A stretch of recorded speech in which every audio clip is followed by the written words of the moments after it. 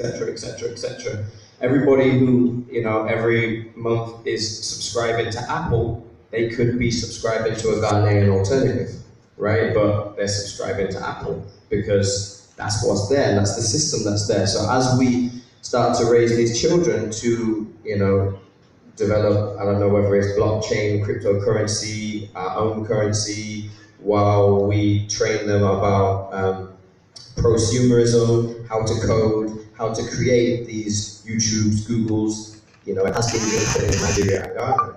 We need to then go, do you know what? I don't use Google anymore. I use Ghana, right? And then the diaspora now, who are activated for these powers that don't necessarily, not concerned with, but don't necessarily have their interests at heart, will now be thinking about home all the time, even if they've never been home, right? So one of the things that I didn't like recently, and don't think that I'm just here to complain, because I'm not. I do a lot of solutions, I do a lot of stuff myself, right?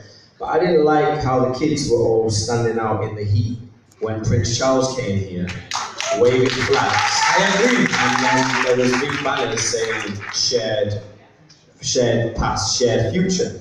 That's like saying we like being oppressed, so we'll continue to be oppressed, right? What does that teach our children? Does that teach our children to actually love and respect each other? Or does that teach our children to love and respect power, which is stolen, right?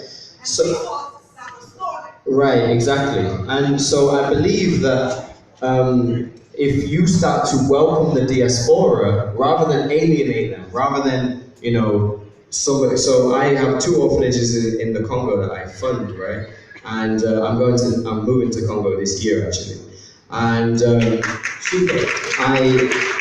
I was funding them, and I was like, I've got to start a fundraiser to help support the people. And people don't really like charity. A lot of people do charity out of guilt. They prefer business, they prefer something sustainable, right? So people weren't given as much as I needed to support the kids. We've got nearly 75 kids. And so I started a company, and we sell fruit, and the first month we donated $10,000 to the kids, and that will continue to go to the kids, and I'm going to live with them to make sure that it's not just being given, but actually we're creating sustainable systems so that they can continue. This is me coming from the diaspora, right?